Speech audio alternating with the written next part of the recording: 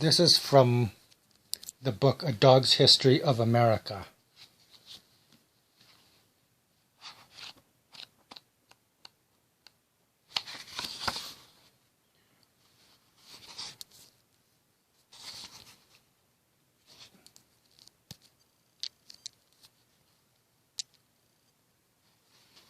A Dog's History of America is from historical events and the accounts of people living at the time, most commonly people doing something with their dogs or observing those of others.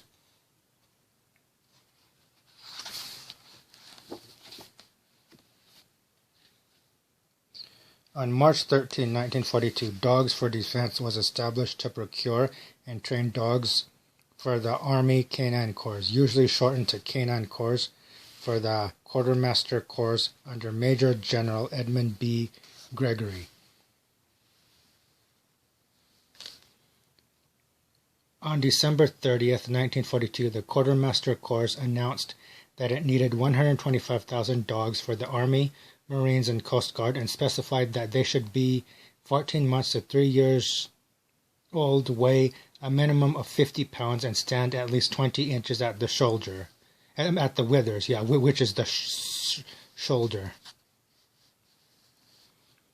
Desired qualities were endurance, alertness, strength, tractability, speed, ability to withstand exposure to the elements, and fearlessness.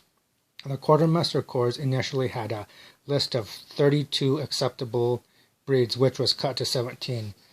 Airedale Terrier, Alaskan Malamute, Belgian Sheepdog, Boxer, Bull Mastiff, Chesapeake Bay Retriever, Farm-type Collie. The purebred was deemed worthless. Curly-coated Retriever, Dalmatian, later excluded when efforts to dye them gray failed.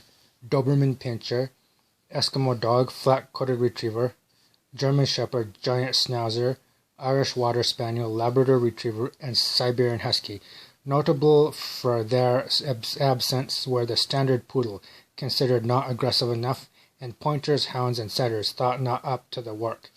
By about 1944, the list was narrowed to German Shepherds, Belgian Sheepdogs, which are a Belgian Shepherd dog, also known as the Groenendael in America, Doberman Pinschers, Farm Collies, Giant Schnauzers, and positive crosses between them. Initial estimates proved wildly high, in part because suitable dogs were limited in number. Between 1942 and 1945, according to Quartermaster Corps statistics, 19,000 dogs were recruited for training. Dogs for Defense obtained 17,000 of them, but only 10,425 actually completed training and were deployed. Fully 45% washed out, usually because they could not make the grade physically or psychologically.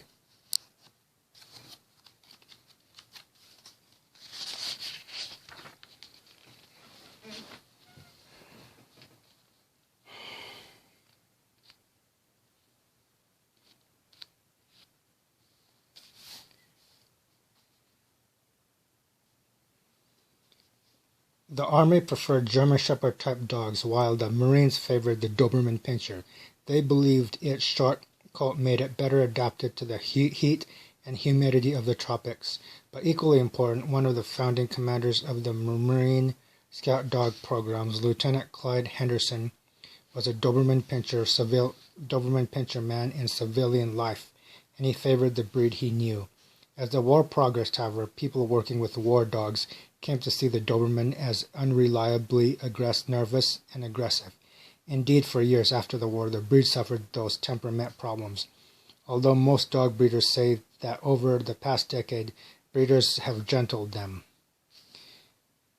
Now, this doesn't say what year it was, but the book was written in 2004.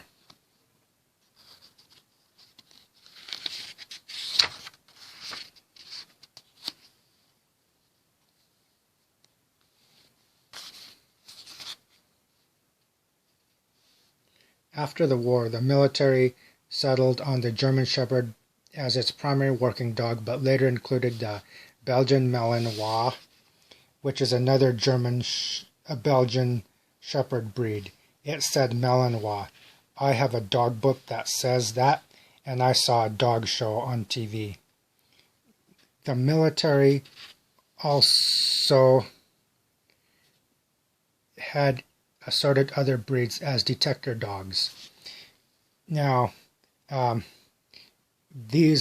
dogs in the last that were used after the war, the German Shepherd and the Belgian Malinois. Okay, that doesn't mean that all German Shepherds and Belgian Malinois can be used as military and police dogs from what I've seen.